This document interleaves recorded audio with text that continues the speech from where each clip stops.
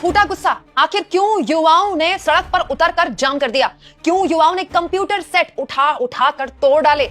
क्यों युवाओं को कंट्रोल में करने के लिए पुलिस को यहां पर पहुंचना पड़ गया? दोस्तों, इस वक्त देश में ये बड़ा अजीबोगरीब माहौल हो गया है। मतलब कितने शर्म की बात है हमारी सरकारों के लिए, जो इतनी बड़ी बड़ी बातें करते हैं, बड़ी बड़ी बातें, एक ढंग से पेपर नहीं करवा पा रहे हैं। हालत ये हो गई है कि जो पेपर होना था वो पेपर फिलहाल के लिए कैंसिल कर दिया गया। आखिर क्यों एक बार फिर से डबल इंजन सरकार एक ढंग की व्यवस्था देने में नाकाम हो गई? और यूपी और बिहार में आखिर युवाओं ने क्यों ये हंगामा किया है, जल्दी जल्दी आपके सामने में रखती हूँ। दोस्तों, हुआ ये, सोमवार को कर्मचारी चयन आयोग की ओर से जो SSD GD की परीक्षा करवानी थी, 2 पाली में परीक्षा होनी थी, 2 से 3 बजे तक, फिर शाम को होनी थी 4:30 से 5:30 बजे तक। तो सेंटर्स में युवाओं को पहुंचना था परीक्षा के लिए, लेकिन उसके बाद जो बवाल मचाए पूछिए मत। युवाओं ने यहां सेंटर्स में CPU, कंप्यूटर सिस्टम, जो भी कुछ होता है, उठा उठा कर फेंका है। देखिए जरा वीडियो।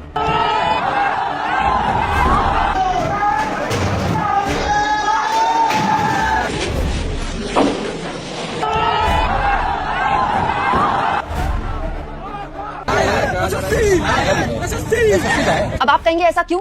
दरअसल हुआ ये दोस्तों कि जो सेंटर में क्षमता थी पहली पाली में युवाओं के बैठने की, छात्र अभ्यर्थियों के बैठने की, वो थी 399। और जानते हैं दोस्तों कितने अभ्यर्थियों को यहाँ बुला लिया गया पेपर देने के लिए? 819। बैठने की क्षमता है 399, बुला कितने लिए गए? 819, दुगने से भी ज्यादा। हालत ये होगी दोस्तों कि कई युवा, खास तौर पर लड़कियां बेचारी अपने घर से इतनी गर्मी में जल्दी जल्दी निकल कर आई, यहाँ पैसे खर्च करके आई। बहुताया जो अभ्यर्थी यहाँ पर आए थे वो सामान्य परिवारों से थे।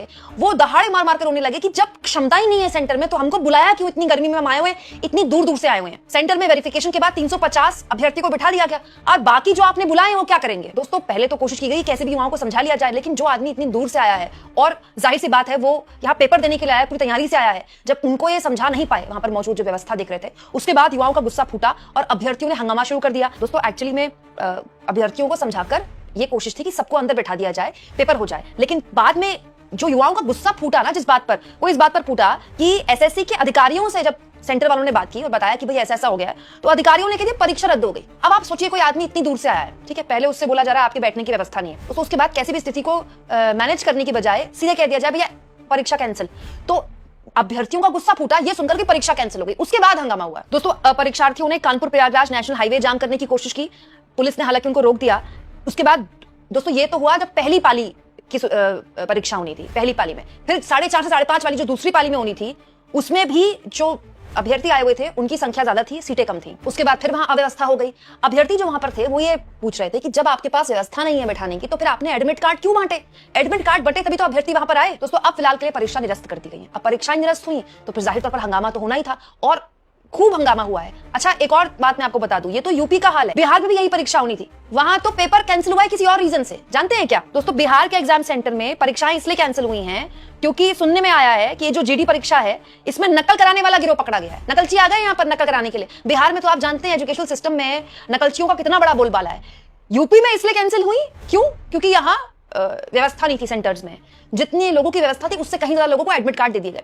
और बिहार में क्यों हुई? नकलचियों ने यहाँ पर लोगों को मतलब जो एग्जाम पेपर था उसके आंसर्स बांटने शुरू कर दिए थे। दोस्तों, बकायदा नोएडा और रांची से पुलिस ने सॉल्वर गैंग गिरफ्तार किया है जो 4-4 लाख रुपए में GD नकल करवाकर पास करवाते हैं। मतलब आप सोचिए, एक परीक्षा नहीं ढंग से हो पा रही है, कहीं नकलची गैंग पकड़ा जाता है, कहीं व्यवस्थाएं नहीं ठीक हो पा रही। और ये कोई बहुत बड़ी समस्या नहीं है। बिहार में दोस्तों नकलचियों का इतना बड़ा गैंग है ना, मतलब बिहार में तो आप ढंग से अगर कोई परीक्षाएं हो जाएं बिना नकलचियों के, नकलची गैंग के, ये बहुत बड़ी बात है। हैरानी इस बात की है कि हम उस बिहार की बात कर रहे हैं जहां अभी कुछ महीने पहले पिछले साल चुनाव हुए हैं, और नतीजे आप जानते हैं। इसी बिहार में चुनाव से पहले 10,000 रुपए बांट दिए जाते हैं और उसके बाद चुनाव उस मुद्दे पर जीत लिया जाता है। कहीं चुनाव में ये मुद्दा नहीं बनता, कहीं भी किसी युवा की जुबान से आपने मुद्दा सुनते हुए देखा? ना यूपी में बनता है, ना बिहार में बनता है। दोनों राज्यों में डबल इंजन की सरकार है, दोनों राज्यों में कट्टर हिंदुत्व की राजनीति का बोलबाला है। यूपी के मुख्यमंत्री योगी आदित्यनाथ की तो शायद ही कोई दिन निकलता होगा जब वो कोई हिंदुत्व को लेकर बयानबाजी ना करते हो। खूब यही चलता रहता है। मतलब उत्तर प्रदेश की राजनीति में तो योगी आदित्यनाथ के पास अगर हिंदुत्व की राजनीति ना हो तो उनके पास कुछ है ही नहीं। उस यूपी में यह हाल है कि एक परीक्षा ढंग से नहीं करवाई जा पा रही। और ऐसा नहीं दोस्तों 819 कोई बहुत बड़ी तादाद है, 8019 नहीं है, 819 ही तो है। 819 लोगों के बैठने की व्यवस्था नहीं कर पा रहे हैं आप। आपको नहीं पता आपने कितनों के एडमिट कार्ड बांटे और कितने लोग आएंगे पेपर देने के लिए। दोस्तों यूपी में तो इतना हंगामा हो गया कि डीसीपी को आना पड़ा। डीसीपी मौके पर पहुंचे हैं, छात्रों से बात की, छात्रों ने उनको बताया कि भी हम दूर दूर से आ रहे हैं और जो हमारा किराया लगा है हमें पैसा वापस मिलेगा कि नहीं मिलेगा। दोस्तों जैसे दैनिक भास्कर ने जो खबर छापी है एक अभ्यर्थी की, बांदा से आए अभ्यर्थी शिवम ने बताया कि वो सुबह 3 बजे से घर से निकले थे, आने जाने और अन्य खर्च मिलाकर उनके करीब 1000 रुपए खर्च हुए हैं। उन्होंने कहा कि प्रतियोगी परीक्षा की तैयारी करने वाले छात्रों के लिए इतना खर्च उठाना बहुत मुश्किल है। दोस्तों ये वो छात्र हैं जो बहुत ही आर्थिक रूप से बहुत गरीब परिवारों से आते हैं, बहुत सामान्य परिवारों से आते हैं। इनके पास मतलब ढंग का मोबाइल भी नहीं होता है, बहुत ही सामान्य परिवारों से आते हैं। ये ऑलरेडी पेपर की तैयारी करने के लिए जो घर वाले इन पर पैसा खर्च कर रहे हैं ना, घर वालों के लिए ये बोझ बहुत है। फिर घर वाले इनको पेपर दिलाने के लिए भी अलग से पैसा देते हैं। एक जवान लड़का वैसे भी घर में पैसे मांगने में उसको कितनी शर्मिंदगी होती है आप समझ ही रहे हैं। ऐसे में बड़ी मुश्किल से वो कैसे भी करके पेपर देने आ रहा है, अपना पैसा खर्च करके कि चलो पेपर निकल जाएगा, एक नौकरी लग जाएगी। उसके बाद उससे कहा पेपर रद्द हो गया।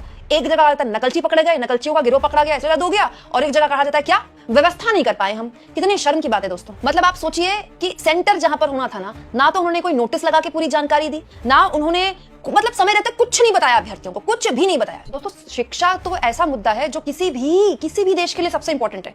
मतलब कोई भी नेता अगर ये दावा करता है कि वो विकसित भारत बनाने का सपना देखता है 2047 तक, तो कोई भी देश विकसित बन ही नहीं सकता अगर वो शिक्षा प्रणाली में मजबूत नहीं है। तो दोस्तों जो सरकारें ठीक से परीक्षाएं नहीं करवा पा रही हैं, जिनकी परीक्षा होने से पहले या होने के बाद खबर आ जाती है कि पेपर लीक हो गया या कोई नकलची गैंग पकड़ा गया या ठीक से व्यवस्था नहीं हो पाई, दोस्तों एक्चुअली में इन सरकारों को आत्ममंथन करना चाहिए। और सरकारें क्यों आत्ममंथन करेंगी? दोस्तों नेता इन चीजों के बारे में तब सोचता है जब उसको इस बात की टेंशन होती है कि अगर ये होगा तो मैं चुनाव हार सकता हूं।